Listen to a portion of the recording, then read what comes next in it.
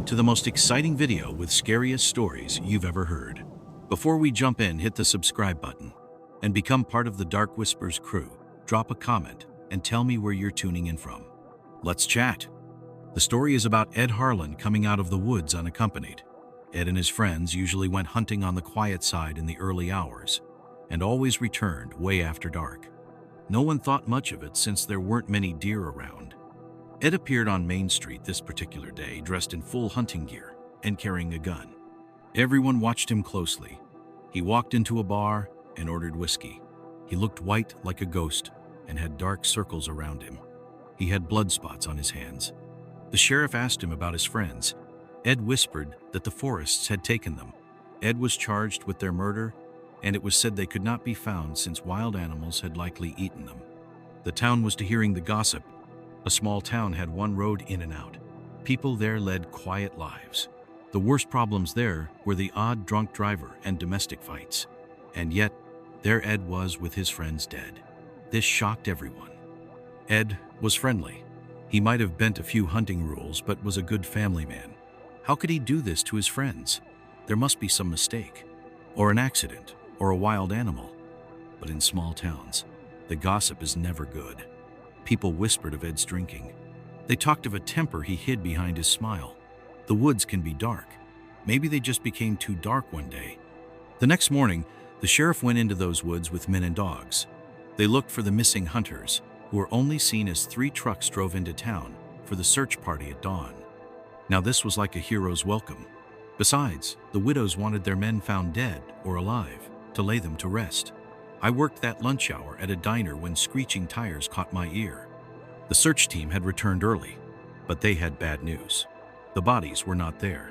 The sheriff waved off questions from journalists and anxious townsfolk. He promised to keep in touch with the county. They sent deputies down, but he looked scared. The search parties were terrified by something out there. I asked Dad if we should leave town till things blew over. He scoffed. I had to finish school. What was out in those woods was something terrible. We couldn't just go.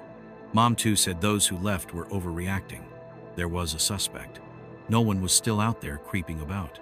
That night I slept, with Mom's reassuring voice saying things would get back to normal soon, quieting my mind. The next morning, Bill Howard, whose pig farm was a few miles out, drove to town. Bill was a hermit. He went to the general store only once in a month. People saw his truck at sheriff's office and said something was wrong. Bill looked distraught, wouldn't get out of his truck. They clustered around the sheriff's office waiting to see what was happening, and they began to gossip about it. It was midday when news came about Bill Howard's pigs had been killed. Every pig was headless. The heads had been piled outside the pens, no marks of teeth or claws. Bill did not hear anything as he slept. Generally, if an animal came near his pig pen, the squealing would wake him up. When the news about the pigs spread, people began to leave town. Not many left, just a few families were seen loading suitcases into their cars. There was a worried feeling in the air. Something bad could happen next. Some people thought it was unreal. My father just rolled his eyes about the situation. But my mother's face showed fear and concern, just like everyone else's did. That night, my parents argued as I went to sleep. Although they were angry, I could sense fear beneath that rage. It was only after what happened at church that people started to become truly afraid of what was going on around them. Mike the pastor was scared. He served his town for 30 years. He knew all the people. He knew their sins. He kept their secrets. But what he saw at church shocked him. In the afternoon, Mike entered the church. There was a cross at the front of the church, but it looked bad. Roots were all over it. They had eaten away at the face of Jesus. Vandals had made strange signs in clay. There were small bones tangled in the roots. They were not sure whose bones they were. Mike and some members cleaned up. They prayed together for a long time. They sang hymns. They told of the cleaning power of Jesus. They made a new cross instead of the old one. They were trying to calm the town, but it was too late. People were already leaving town for good. Many did wear suits in summer, such that a third of them went away due to COVID-19. Their partial fear was caused by that virus. The other half loitered, yet all were inside there, with no one else was found on the outer side. They had heard of our loss of friends due to that illness as well. I was working on the net, yet got very scared still. Papa was disgusted, pointing the church's curator had preached at some kids who joked with the pastor. The kids just did that. That was not in the way of the old man to be so kind, as their build-ups there were amidst people, including myself, that took a real chance of being hurt, though the house should stay quiet. Of these else, the house's clock should be audible in that vicinity. My brother lessened all beans on his plate on it. Some sounds banked around us later. Dad said nothing with Mother, owing to their daily quarrels. The noise from the neighbor, as of an instant, took hold of me. Dad got the .38 rifle from the safe where across upstairs they had gone without my mom. Father told us to retreat while we locked our doors often. It was frightening some 15 minutes later when he called. There was a dog in our yard. It growled. "Mr. Hartzell shot it," I cried. They buried the dog. Mrs. Hartzell cried too. Mr. Hartzell looked sad. He told us he was not a vet. He had killed a human with a gun. I sat with my mom. Dad helped Mr. Hartzell. Mom asked what happened. Dad said they buried the dog. He looked scared. I saw Dad scared. He asked me to help the Perrys. Mom looked at Dad. "What are we doing now?" Dad was scared. He was not saying much, but he did not tell the whole truth about it either. I could see he was nervous about something. In fact, I am pretty sure he had witnessed some serious things. Then at last he said, "I should go help Mr. and Mrs. Perry." Mom was puzzled too. "Are we going home? I think I ought to go see." We buried our lovely dog there with his head on its 4 legs on the ground, and the tail just hanging down lifelessly. Mom cried for more than once every time I started saying something. She would stop listening to me at once, and she would shake her head negatively, leaving me confused as to why she would not want to hear what I had in mind. So I sat still looking at Dad nonstop, since he had been so busy while he should have been taking care of me. "What was wrong with Dad's backyard?" I asked, shocked. He shrugged and said, "I do not know." Then he continued, "A mess. But you know, only animals can sense earthquakes, huh? Right?" No, I had no idea. I spoke up. Dad looked closely outside the window. The birds should really sing so loudly like their feathered tails. But listen to the deathly silence. I haven't heard any bird song at all today. "What do you mean, Dad?" I asked. "It is advised. Consider having a survival bag prepared." Just then, Kate and David had to let their neighbors stay over at our spare bedroom. They had been here for about 6 months now. They have a 3-year-old daughter. Mom was pouring them more glasses of white wine to calm their nerves after what had been a dreadful experience. But soon enough, their talk progressed from trivial to serious matters in the town lately. "We moved out here since it was supposed to be quiet," Kate said. "If you can believe it, all those murders in the woods didn't really bother us that much." I guess that sounds rather cynical, but you see, we used to live in Little Rock, David explained. "But all."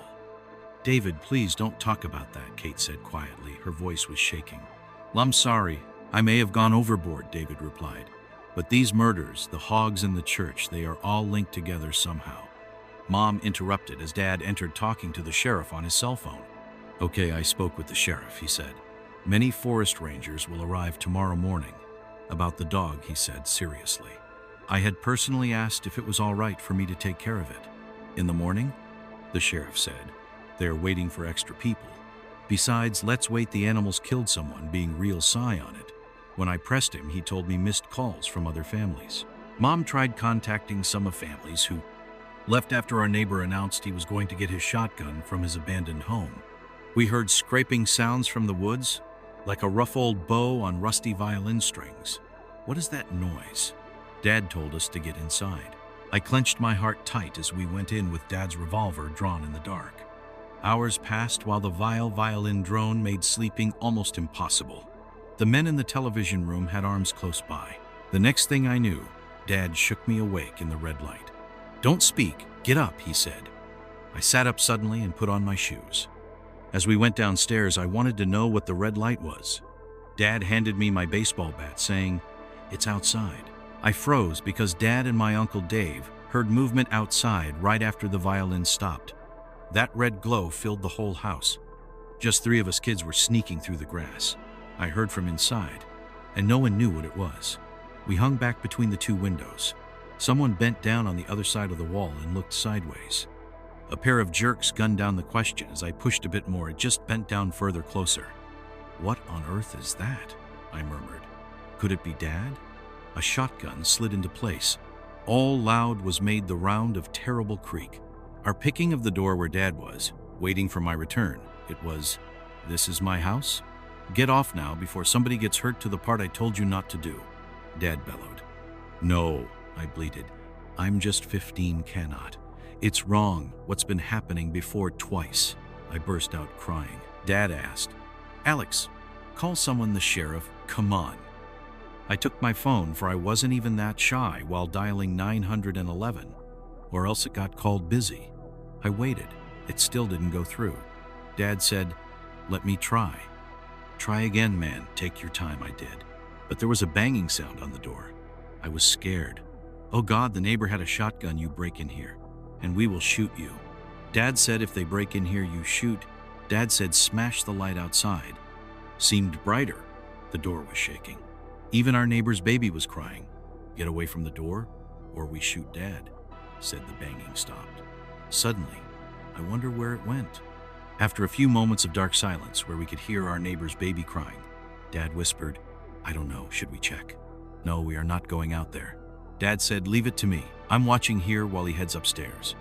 For the baby, Dad got a hand at moving the couch over. I went to Dad's door and asked for his opinion. "What do you think is going on?" He said, "I'm not sure." "The police will arrest those responsible, so it's going to be okay, Alex." I replied, "But this place doesn't feel secure."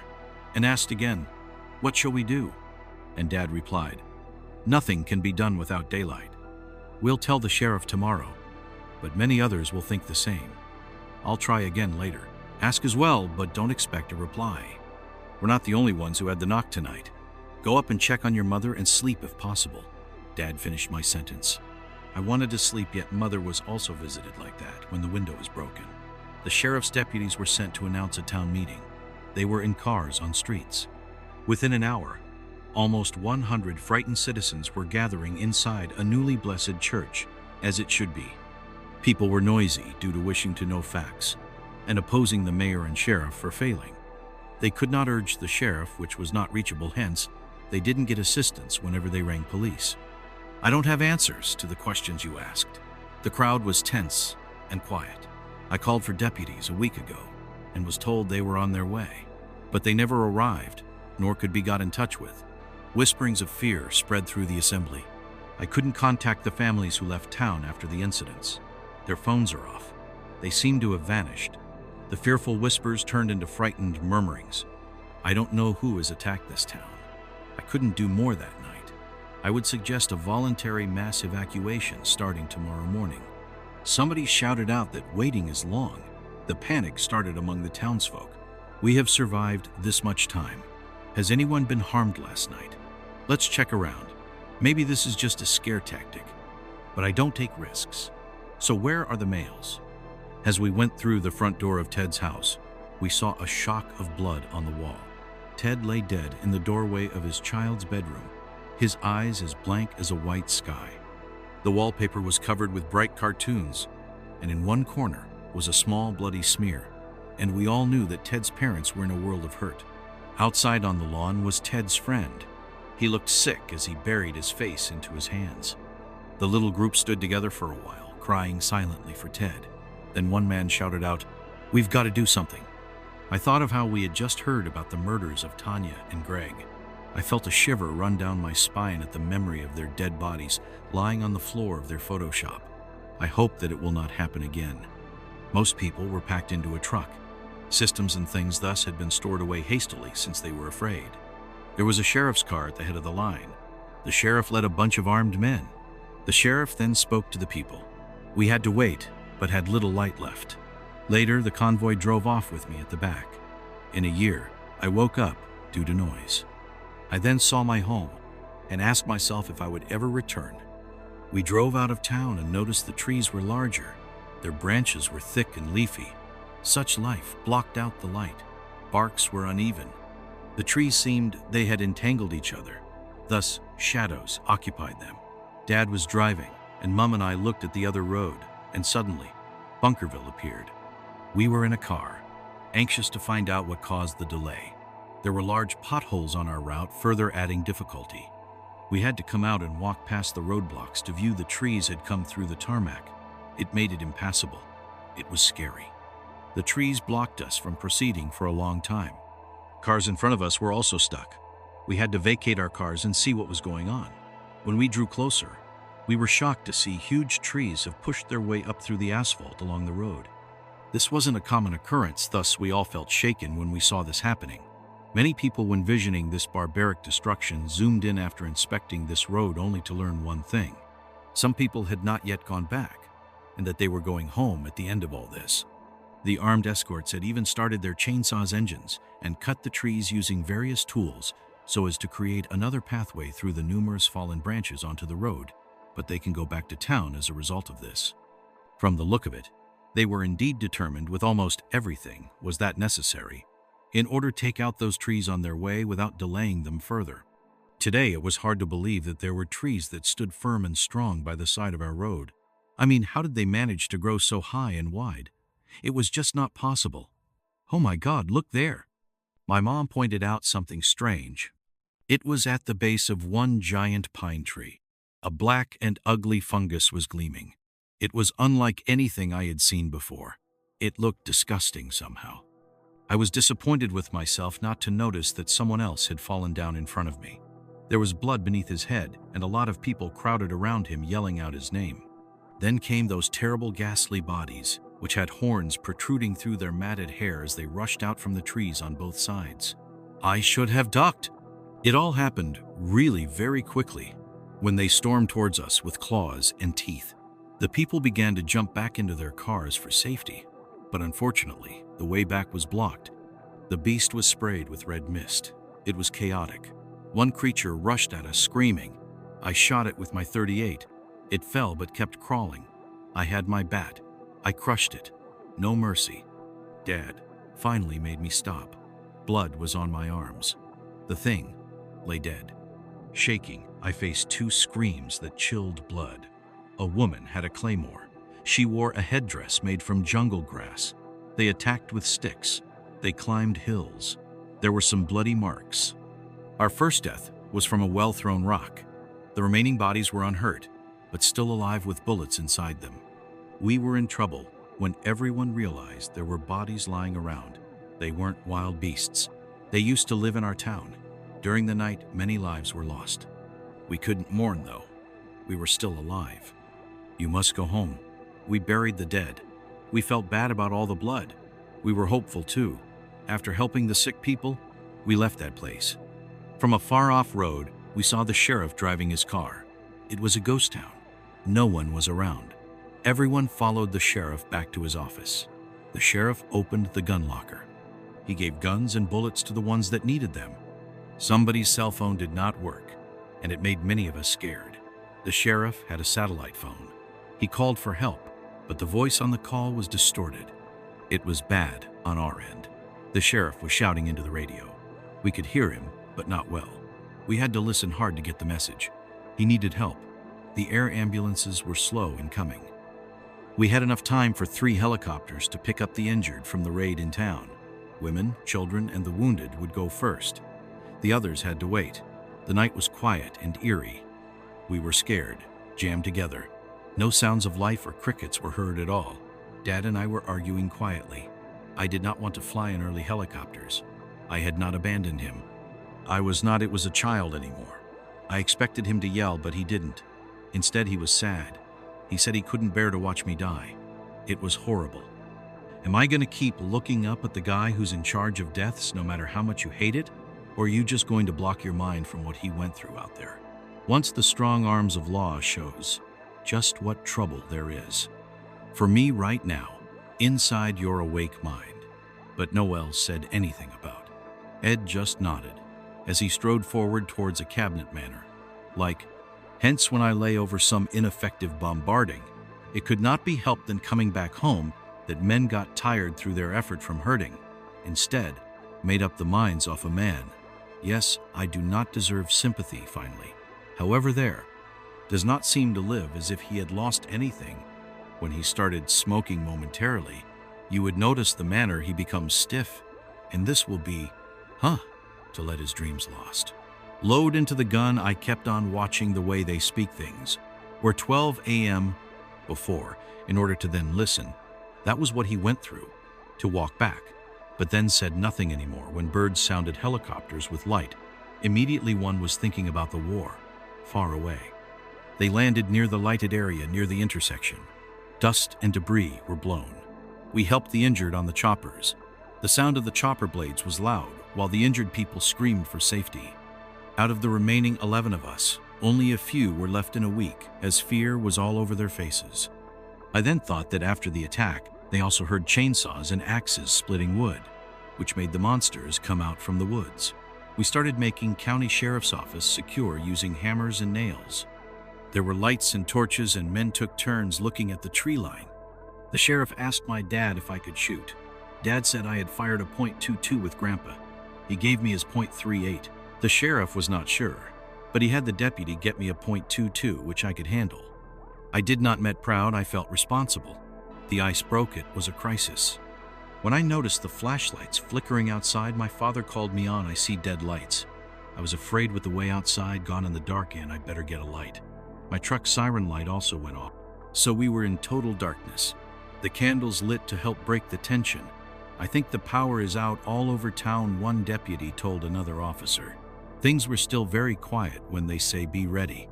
We stood frozen as grim lights issued from within the woods on that fateful night, emitting an eerie red glow. Such lights illuminated 4 silent figures approaching from the trees, casting long shadows. In that moment, Ed suddenly declared, "Is that you, Henry?" One figure shifted slightly, prompting someone to mutter, "Jesus Christ." The sheriff dashed out while pulling Ed inside the office, acting quickly to avert danger. Last week had been tough after a couple of his pals had been killed. I was overwhelmed by emotions as I met an amiable Henry. My mind was overwhelmed with thoughts of vengeance and anger as glimpses of his former state filled my mind with rage. The deputies made their way to fetch an oil lantern to light up the place. As they lit the lanterns, they uncovered a disturbing hole in the flooring which was surrounded by tiny, freshly drilled holes. Someone uttered, "Who are they?" as he moved closer to the dark pit. "Keep away from it," came another voice, but the man went on. It was a huge tick that came out of a hole and ran towards Andrew. A man, the tick jumped on his neck as he shot it off. The place became tense, and we thought he was dead, but someone else had shot him. The sheriff made us block the hole, and we heard one more missing hunter was outside. So we were ready to meet this new danger. It was Ed trying to get in. We stopped him. We were putting back the barricade when a sudden bang made us all stop. The sound of something heavy made its way across the roof above us, head like a rotten banana and drooping, quivering arms covered in dirty fur. I couldn't breathe. It was horrible. I shut my eyes and lay still. After some moments, it was then that I saw the thing clearly. The beast! It was tearing apart the floor we were standing on. One massive claw cut at my leg, and pain shot through my body. A sudden fear clutched at my heart. The thing had large, piercing eyes that seemed to be staring directly into my soul. Even the massive jaws, drooling with blood, seemed to be saying, "I want you." The shotgun disturbed the beast's corpse. Its limbs twitched and seemed alive again. We were scared. The severed legs could smell us. Another gunshot blasted. The victim screamed. No movement was seen. We heard another loud roar. In the dark, we heard a truck's noise on Main Street. It was Ed's truck. He drove it into the trees. Music was playing. I recognized it. Then the truck's bed had gas cans slowly. Ed opened many caps and poured gas around. It was dangerous if he ignited it before helicopter rescue. The deputy scolded him to stop, but we did not. We smelt gas that night and expected death. It seemed like death would be better than being burned alive. They were the ones who attacked us at the roadblock of twisted tree trunks.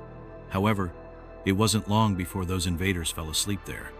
My intuition suddenly kicked in, causing a chill to sweep through my body while the hairs on my neck stood up. It was like I was picking up a soundtrack of voices singing "We Were Not Alone." The jet sounds emerging from above interrupted our depressing silence. It was anger that possessed Lennelly when a loud voice shouted up in amazement, "Where had you come from?" Whoever remarked that we ought not to bear arms was wrong. Peering down below, only horrific silhouettes were remaining still. It again pounded the continuous barrage as we loaded out great hollowed-out shells, regarding the arms that utterly demoralized us and wore us down greatly. Ed Harlan poured the last traces of gasoline onto the patch, and these same four figures appeared by his side. He stopped there and stared at them for a while. In the mind of the chopper in which I was flying at that moment, watched the woods getting engulfed by fire, caused by a giant fireball that went up above the tree line. Flames were spreading fast, eating away Ed Harlan and his four missing hunters. All the dryness in the leaves was consumed by the huge wildfire sucking through the pines until all was blackened.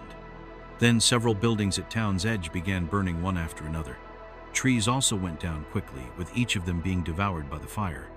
I could hear the woods screaming while tears streamed down my cheeks as I watched through everything I had ever known turned into worthless ashes. Only then was I able to realize that there was a song played from that stereo system which belonged to Ed. Truck song, bad. Make fire in a forest. U.S. DOD doc secret. People will get arrested. Letter from some operator. Hey mom, no talk outside. SEALs hard, new squad harder. Misunderstood. Did army to help? 3/4 fool. They do bad things. Don't know who my chief. Syria, easy compared. First mission goofed. Sick stomach now. Have an incident team. The U.S. went in SWAT, but with some expensive gear. We wore their uniforms called Counter IED from San Francisco. They treated us well like brothers despite we mistreated them. When they spotted our helmets and weapon cameras, they yanked off the gear from us. Soldiers would detach from their emotions before an op, but hardly anyone questioned the reason for going. Some said poem when asked about a quote. Nobody knew any site where the armors went up. What is a poem anyway? Sergeants believed we were searching for bombs, but we were there to spy and to report. The instruction was to shoot anything bad. At one point, Kay said, "But Mom, we were the bad guys." I did not know where the op was. All I knew was putting behind SeaTac Washington up in the air to drop at some old abandoned cabin near the woods. The SERG team was already there as we moved toward the cabin. The cordon around was big, almost half a mile, which made me think about the Wire movie. I found out later the cordon was there for our safety. They didn't want to get the people near to us infected by it. I never thought that it could infect us. We had something thin in our helmets that blocked it from entering. I don't know if it works or not, but the counterterrorism guys did it on purpose. As soon as we completed our work, we suspected that there was no one living there. There were no signs of anyone living in the area. However, we looked there as if there were terrorists hiding around and had never been seen before. I ordered to take it slow, maybe as in the old method of clearing a room as taught in SEAL training. But this was not for keeping the casualties low. The aim was for the sergeants in the cabin to have it take a long time before one of them got infected first. The cabin seemed like an ordinary one from the outside. Then it had cool stoves and cooking in one room, also bunks for sleeping in another room. There was a table for cutting and grinding meat. At first it looked normal, but soon we knew that the cellar below was infested, and the situation became dreadful. The one who made it used to go through other cells that looked for lost ones. All these cells were big without hardly any storage place at all. There was nothing save for those columns that showed where they were supposed to be, but there had been none. This roof pulled down as good as it was. From above too, there was no basement. Either had attempted to fix anything in the earth. I spent days or even weeks carving it, though to be honest, I am unsure. Yet, I have never seen anything like it before. Not even in the month-long language school we attended to learn a bit of Arabic and other letters like Cyrillic. My teacher said it resembled the type of characters that a lunatic could create, with no sense of pattern or logic. But, as for me, it seemed to be intentional, done with extreme care. The other operator and I disembarked from the helicopter. As soon as we were in position, our boss directed us to point the weapon cameras at the triangle and keep them there until further notice. We were instructed to take cover and turn around to face the sergeant across the space. The latter was simply instructed to wait for instructions, while we could hear what they were saying. After a few minutes, we heard the sergeants moving around, discussing how long they have been imprisoned within that dark and damp basement before the operation commenced. These people have a lot of patience, perceiving that whenever Dad discusses golf, his first talk involves that hurry-up-and-wait routine, where there are no commands. It is at this point that extreme boredom sets in. However, my fellow operator and I were told not to drop our helmet cams, but instead to remain on the lookout for any of the sergeants. I sensed something is about to happen to them. I stood there shocked, wondering what was wrong. The man had been laughing and talking with his friends, but suddenly he stopped. He was silent now. He was staring at something or someone. He had been showing how his son took apart the screws and bolts at home. Then he made that funny little motion with his hands. But unexpectedly he stammered a word. His arms fell down to his sides. He was standing next to the wooden base where there were some strange drawings. His arms started twitching, first lightly, then violently. He began talking again, but I couldn't understand him. His words made no sense. It was like the drawings on that base. They had a meaning we just couldn't grasp. The team tried to call for help, but their comms were jammed. Someone at the cordon interfered these orders made by the operator, which I replied to. The voice said, "Horace, no engagement, just observe." I laid aside my weapon and watched. The SIR team saw it. I swear on my mom. I saw the guy in sunglasses with dark fluid at first, then it was blood from his nose and mouth. The SIR guy went mad and yelled for help. Next, the guys turned to us, shouting, "Don't just stand there," asking what we were doing. But I was just staring as he choked on an orange segment coming up his nose. Then he started very weird. A voice commanded us to shoot the agent who attacked him. This was alarming, as several bullets were flying everywhere. I just could not believe I had been asked to kill. In my training, we only ever had to shoot at good or bad people. The man was shot until he fell. The man sees his blue light go down. I aimed the head and the neck when the man is on the floor. I kept shooting until head is gone. Other guys are about to execute in that minute too. The man gave an ultimatum to drop his gun. I did not know that they would kill the man. Everyone is thinking of lynching the man. The radio tells us not to move. The Sarge tells us to come out of the cabin. Others are outside waiting for exfil. I look at the floor and see the black bags. In front of another team were the bags, one for each man under Sarge. 3 of them were my friends. In the last few years have been buddies with the others.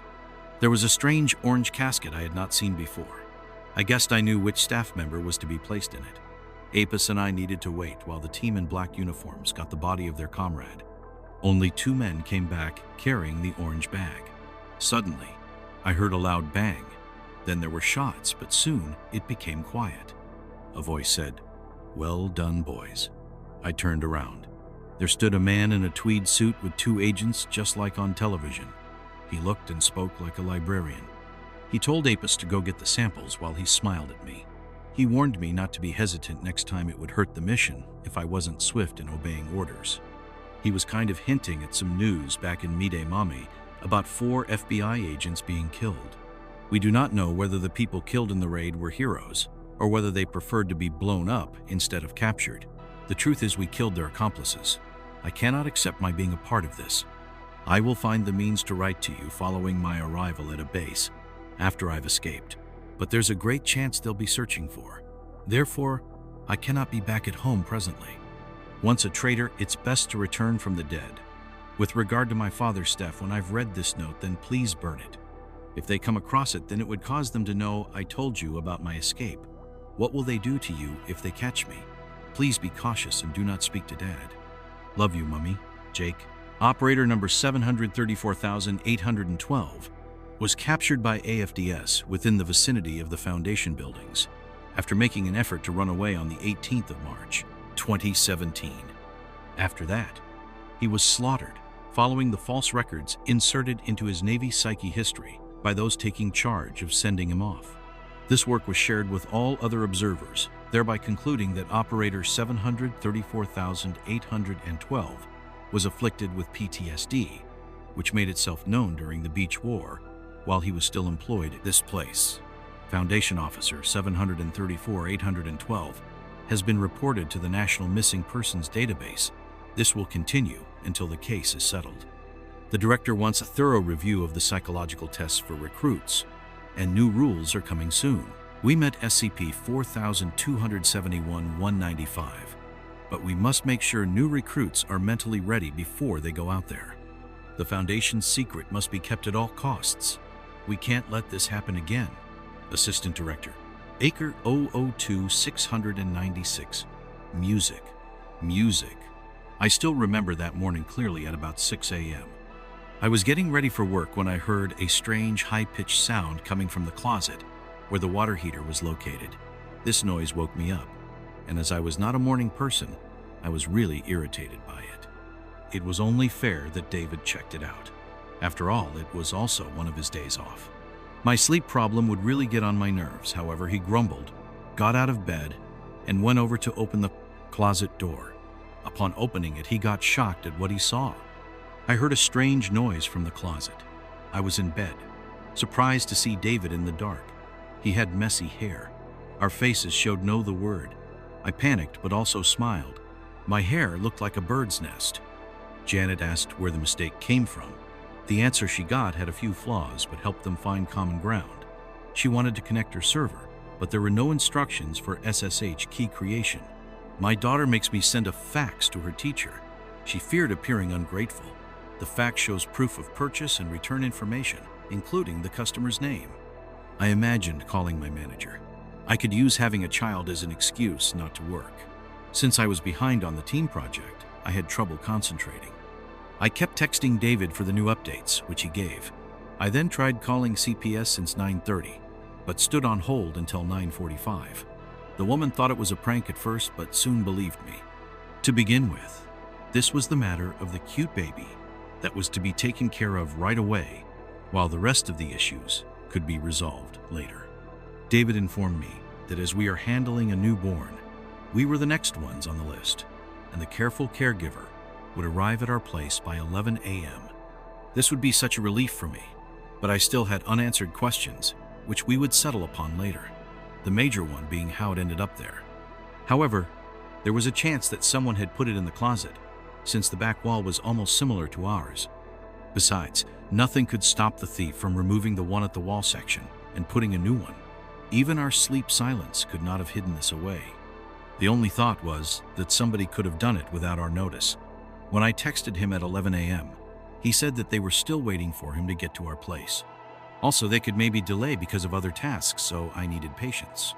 But when it got to 11:30 and 11:45, he said he was going to call them to ask about the delay, which was too much results just texting, and no one responded.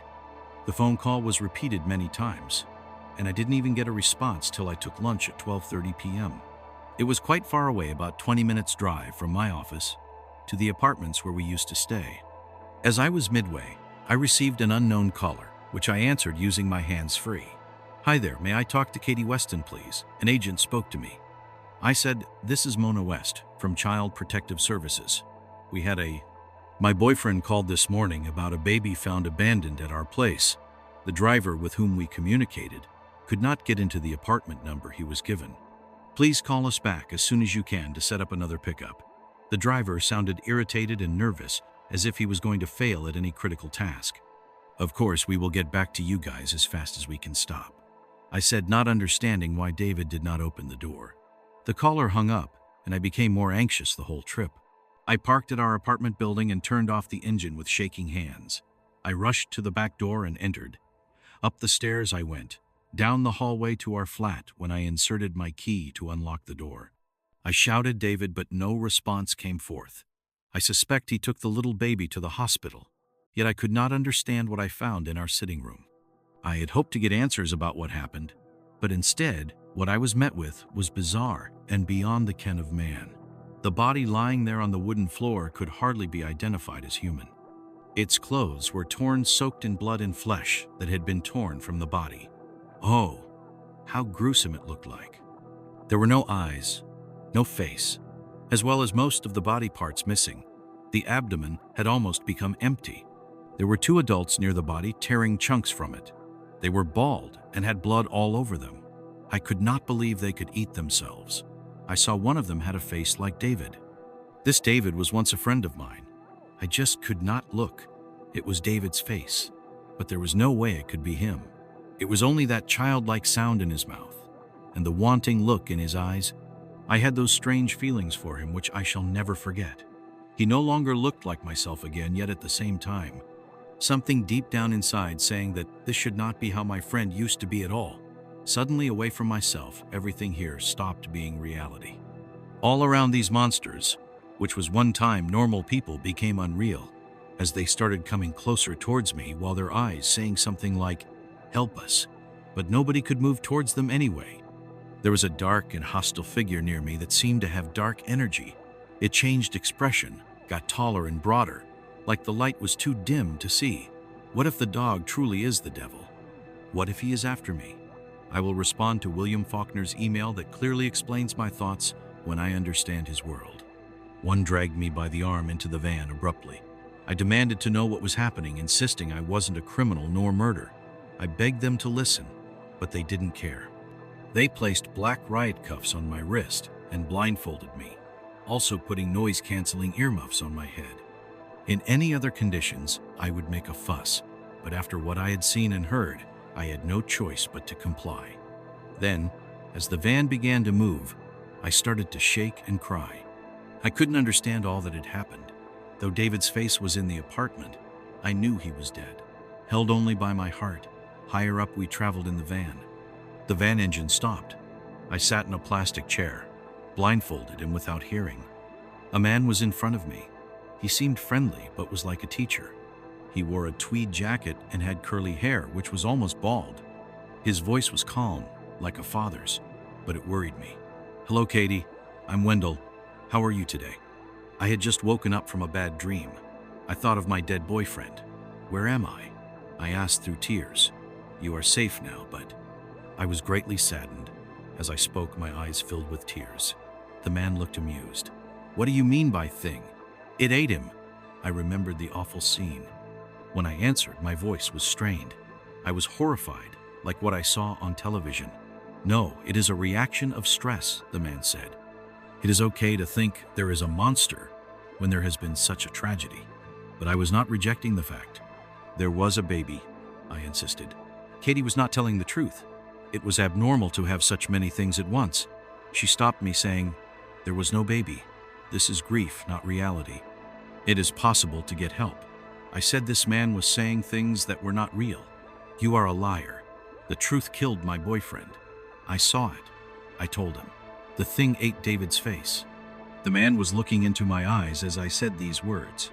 I do not know whether he doubted me or he was acting. My story seemed so ridiculous. Who could possibly believe that I can't pretend. I can't be quiet. What kind of person does that make you when you have been forced to hear the words of the mindless? My mind was racing with questions. "I told you already. I am Wendell, the homeless guy whose only hope at being anywhere safe is false.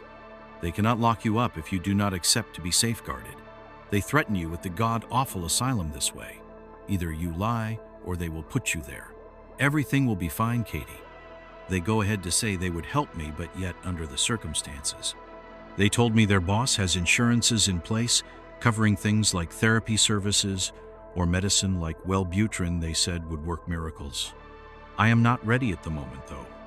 I do not mind them helping per se, but instead lying all through, I just cannot confirm nor deny that which I do not know. My mom always said we could do anything we wanted. I've got a paper with a line at the bottom. "Just sign here so the healing can start." "You're not giving me a choice," I said. "You have a choice," he said.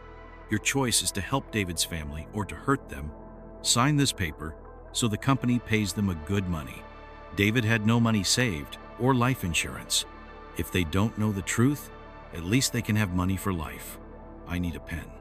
When he took out the pen, I saw a look of satisfaction on his face. It's been 3 years since David died. He was the kindest person I knew. I can't lie about his death anymore. I don't know how he died, but I know if we cover it up, it'll happen again. Nobody else should go through what I did. That's why I'm writing this. People need to know. I know nothing could stop the truth about David's death. It had to come out. There was something evil which had killed him, and unless it was hunted down, it could appear anywhere. I never trusted love. My parents fought all the time in their divorce. It made me so skeptical about love. But everything changed once I met Sophie Norris, the city boy in Boston who I was. She was a country girl from Iowa. We had also not same interests, but we fit together. She was so special. I was blown away by her smarts, beauty, and love for arts. Each day I missed her more and more.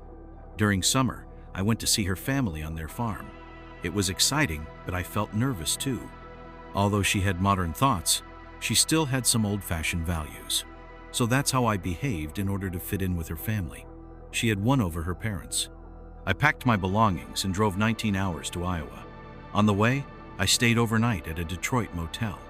I got lost in the cornfields. An unfamiliar area in Emmitsburg limited my cell reception. I asked locals for directions to Rush Lake. They guided me. They warned outsiders were not welcome. I wasn't dissuaded. I sought the place anyhow. I finally found it. A sign warned, "Intruders will face the dire consequences." Nevertheless, I drove down that road. The goal justified any risks. Somewhere along my path, I had an early memory of a dirt road leading me near a big red barn and a cowshed. There's no way a stranger could reach there since it was hidden from view by maize. Out in the countryside, it was an open secret, the place made known only to a select few. At first I hesitated, but my fears vanished when Sophie emerged from the farmhouse. A small basket of eggs swung on her waist as she smiled radiantly. She hastened over to me right after I alighted from the car. We embraced tightly, as though we had been apart for eternity. It was exhilarating to be with her once again after 30 long days. "I'm so glad you've arrived," she excitedly proclaimed. In a quivering voice, she said that she wished to cry. Both of us were moved to tears while standing in each other's arms. Each of us was feeling emotional at that time, which made tears roll down one another's faces. After that, we hugged again. As I walked along the gravel path, I was greeted with the sight of her entire family gathered on the porch. They matched closely the descriptions she had given me about them. Her father was barrel-chested and had his arms crossed over his denim dungarees while looking at me with suspicion. On the other hand, her mother smiled welcomingly at our heartwarming reunion. Albeit, there was something of a great size about Sophie's brother, who was a few years young to Sophie. I didn't expect him to be so big. From the way he had played in the past, he had turned out to be giant, which intimidated me a bit. This is where she led me into their house by holding my hand firmly as I was left utterly dumbfounded. I got there just in time for dinner, which was laid out by Sophie's mother on Friday. The sumptuous dishes comprised roast meat and vegetables. As I introduced myself, "Mr. Norris," my host boomed in a deep voice, saying, "Good to have you finally here. We have appreciated hearing good things about you." Very nervously, I responded back by saying that every single thing about the way Mrs. Norris had exclaimed about me was too good to be true.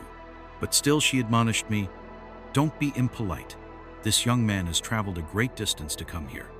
The food was awe-inspiring, but I had to leave some. The taste was awful and made me feel sick. I had traveled far that day. Sophie said her dad sold produce to the supermarkets. He then asked me based on the look he exchanged with his wife. They were just subsistence farmers.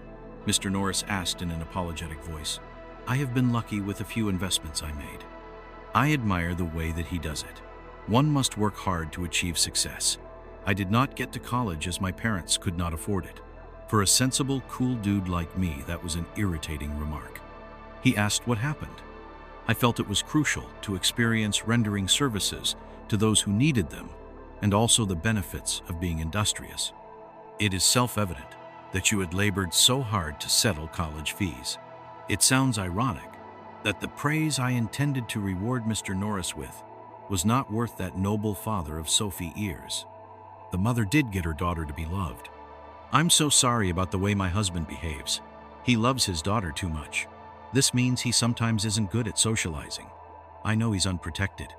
One finds it hard to be alone if there are no other personalities who sense like making fun. He had to realize I'm intelligent. I don't like liver. On the farm, we used all parts of animals. I had to eat liver so I could fit in. I pretended I was full, but only ate what I could handle." Sophie said her dad expected any boy interested in her to work hard. That was the point I went to the farm. Mr. Norris wants a willing helper. In addition, he said my partner needed diligence, herbicity.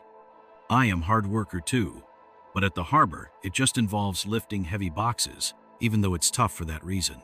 So, I expect more strenuous stuff. Mr. Norris wakes early, at 4:30 a.m. I thought at 6:30 it was horrible already with a job too there. This was another level altogether. When the sun had not even yet shone down still, he beat us up as soon as he and first sighted the new day dawned. "Rise up, boy. "We have got work cut out for us today," said he. "We begin in 15 minutes' time. At the cattle shed where I am going to see what you are really made of," he continued. It was way too early, but that wasn't why I was tired. Almost I didn't sleep last night long because of the very burden of having eaten liver for supper, and I suppose perhaps my digestion had troubles very troublesome. Thus it was, with heavy steps, that I walked toward the shed for milking cows amid lands of rural Iowa. Why such inhumane hour? And then I lighted a cigarette. It was either a smoke or no coffee before work. Sophie's dad saw me smoke. He asked about it. I stated I am trying to quit. Mr. Norris was strict. He was concerned about my health. I had to give him my cigarette. "You can't smoke on my farm," he said. As we went into cattle shed, Mr. Norris asked me if I had milked a cow before. I hadn't, so I was going to learn that today. The smell was terrible. Very different from what I had experienced in elementary school. It was very horrible. It was rotting and sour milk. Mr. Norris showed me how to milk the cow. He rolled up his sleeves and started to milk. I could not focus as I saw a cow that looked sickly. It did not have flesh and it was too thin. The eyes were white and there was a fly on it. It only kept quiet. Mr. Nora told me to focus. I stood still to look at the milk. The milk was thick like yogurt. Sophie's father slurped some. He said it was good for bones, and he gave me some to drink. I had some milk. I went to help Sophie's father in the beet field. I found Sophie and Mum cooking breakfast. I sat with her brother, but he did not respond to me. "Don't mind him," said Sophie's mother. "He is quiet." I remembered not liking him before, but now he was okay. That was not it. As I faced, so I did try to reach out to no response from him. I ate some of the toast. The rest was too much at once. Besides, Sophie and her brother ate it as though it was very nice indeed. Sophie and I don't like the bad food. New England has good food. I think it's better than other states. Sophie learned about food too. I finished eating just when Thinker came in. "No more rest now. Come with others to the beet field." I freaked out. Were they kidding? I walked slowly to the beet field. Her dad said it would be easy. Kneeling, he taught me how to take off the beets, but it's also had roots left in the ground, so they grow up again. I ought to take out the beets just like he did. I would not stop. So tired, I was moving in the dust. Then I saw something strange. There was a mark on my hand. The beet was sticky, not like normal beets. "What are you looking at, boy?" Mr. Knorr surprised me.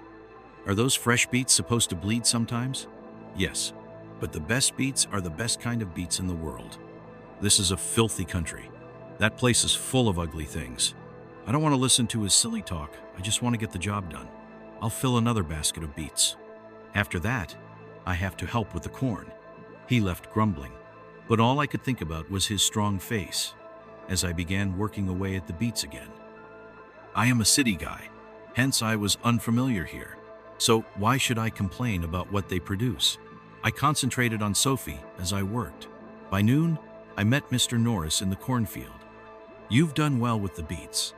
Let's check you out now on the corn," he said. He demonstrated to me how to tear off the ears and put them into a basket.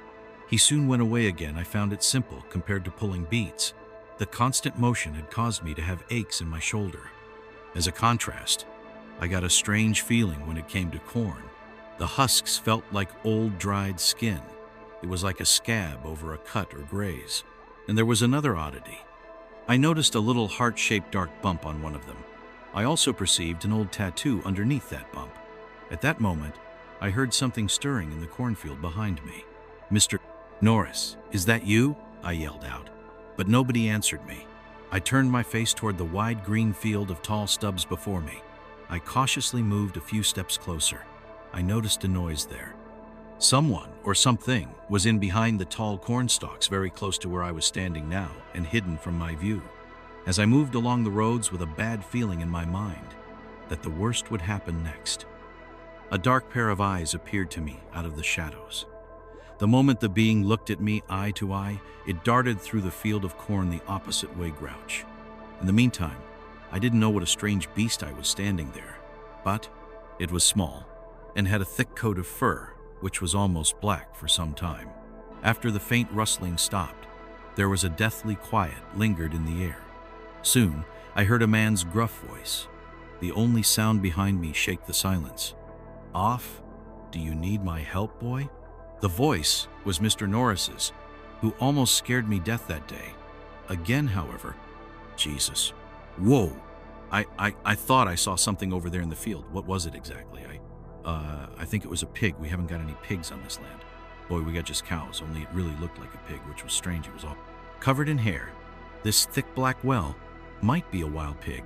They come in through the fences and eat up our produce. But it's not really that bad. It is about time.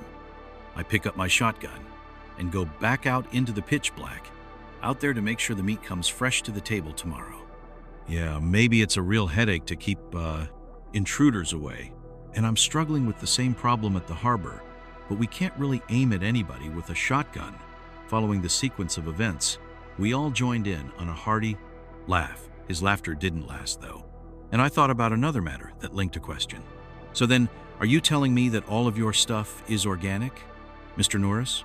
Organic? Yeah, so without using any harmful chemicals or the like. It has given me the reason for which some of his produce was so... A friend and I visited a farm. It was a hot summer day. There were no flies or bugs around the farm. I found this strange. I was about to ask my friend a question when the farmer said we had to go back to the house. After that, I spent the day with Sophie by the stream. I almost forgot about the weird things I had seen earlier. Even though I was waking up early every morning, I felt safe with her. I didn't notice the odd vegetables or the grim farmer. To fit in with his family, I had to prove myself. I would have to show I belonged. Loving them would be a way of doing that. I was willing to go through anything for love later. I was tired after Mrs. Norris's awful dinner. I decided to go to bed.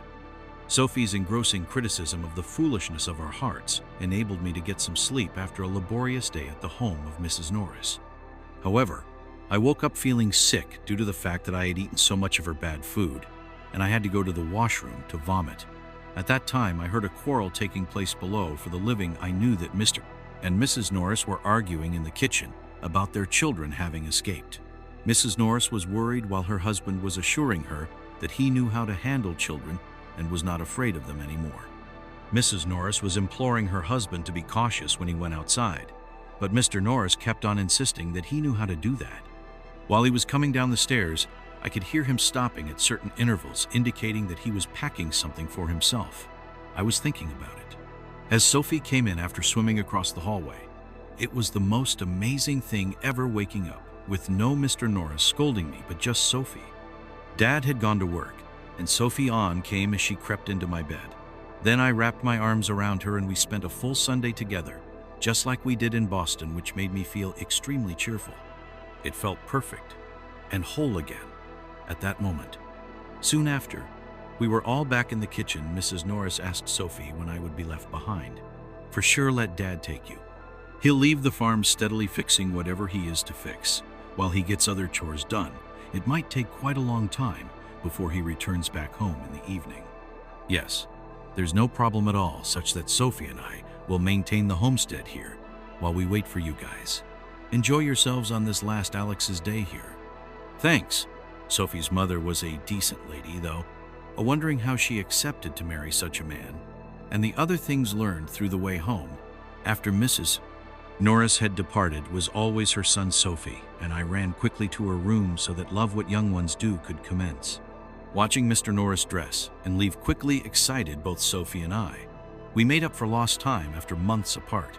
While Sophie was in the bathroom, I looked around her house. I saw toys, sculptures, drawings they'd made. The walls had family pictures. One photo was of Sophie smiling, holding her Boston University acceptance letter. I wanted to know everything about the house, so I searched bookshelves and cupboards. I found old black and white photos from the 1940s or 50s in a cupboard. One showed a man who looked like Sophie's father. I guessed he was her grandfather. He wore denim overalls like Sophie's dad and had a similar suspicious look. Another photo showed a happy family.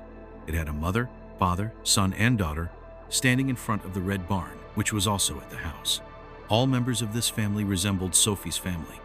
That weekend, I went through some pictures from a long time ago. One photo showed what seemed to be an object in the background, but I could hardly make it out due to the poor quality of the image. I didn't give it much thought at that time. Instead, I kept looking at the photos. In the kitchen, I was fascinated by old-fashioned devices. They reminded me of my mom because she loved rustic things.